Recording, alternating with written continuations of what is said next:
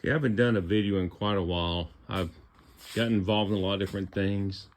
I've got this 1942 Delta DP600 I've rebuilt, and I'm working now on trying to get a different motor set up on it. Just got this bracket adapter here set up. I'm just waiting on a that has a 5/8 inch shaft, and I've got a 3/4 inch pulley. I've got an adapter coming, but that sidetracked me a little bit, and I'll try to give you a little bit more on that later. But the other thing is I picked up this Craftsman 15.5 inch drill press, and I've learned quite a bit about these things. You'll see them on Marketplace. This one, so Emerson made these. I'll put that there, maybe you can see the serial numbers, but Emerson made these, and they made, I believe, 5 generations total of them. And this is a 4th generation. It's made 1979. It's, you see this hole here. What happens is the way you put tension on the belt is this pushes against this, and it makes the motor swing out. What happens is this gets loose, and then if you change the belt configuration, you always have to check that. Well, typical probably to people, we don't pay attention, and we just keep rolling with it.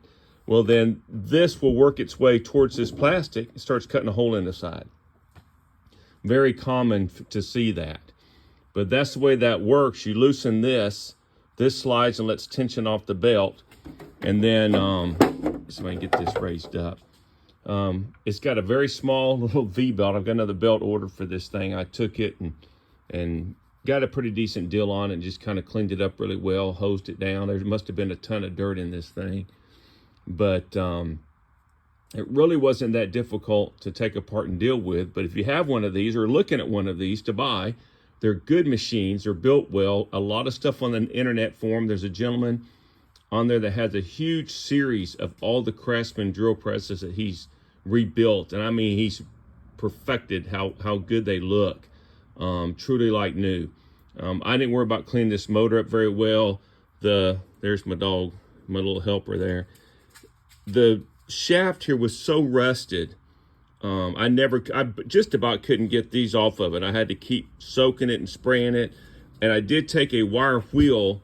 I used the wire wheels on the grinders from like Harbor Freight, and got it down smooth, pretty smooth, but it's just not going to polish up well. They come with a little bracket here, so your tray doesn't drop all the way down on you. This one, you do have to loosen it up and then shift it side to side and raise it up to get it to lower and raise.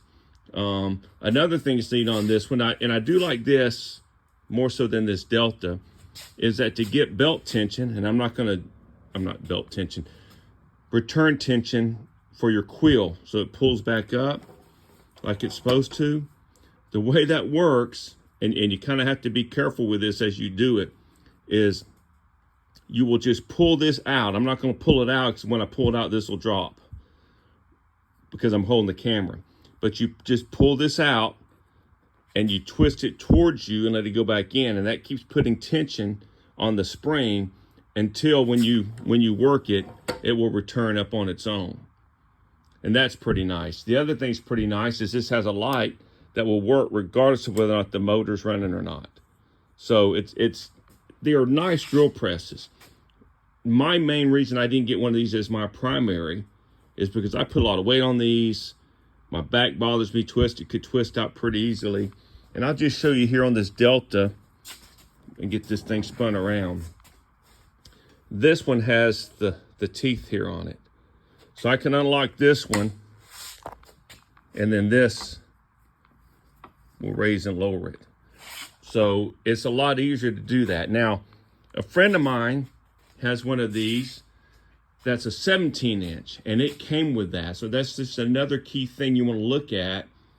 If you can swing a good deal on one and see if the one that has you'll see it generally in the photos. You have to ask them for more photos maybe. There'll be the mechanism here that has the teeth on it that helps you raise that up and down. Another thing, if you see some of these have the orange handles at the end, little plastic things.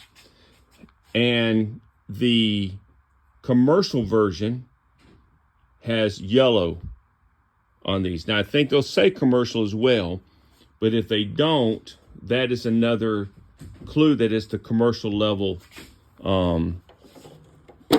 drill press, is because it has the yellow plastic protectors there. One thing that would make this somewhat worth more, this one has it. This table will pivot. So the whole mechanism swings, but it will also pivot. Over here, this table does not pivot. These did, though, come with an additional table that was supposed to fit here. That was your pivoting table. And you could spin it all the way around till you could get to the pivoting table. Unfortunately, the person I bought this from said, yeah, it had one, but they don't know where it went to. So this also has a nice little guides for when you're drilling. It came with a half horsepower motor. And again, it was relatively short of the rust and the dirt in it, was really relatively easy to take apart. It just was not, it's not a lot to it in the end. It was really relatively easy to disassemble. But I just thought, while I was hanging out here in the workshop trying to give you a rundown of what's going on with this and what I've been up to. You can see I'm messing with vices, rebuilding vices and so forth. Got that tub right there, I soak it. That's got simple green in it, full of simple green. I soak these in it, and that helps loosen up the paint, remove some of the paint.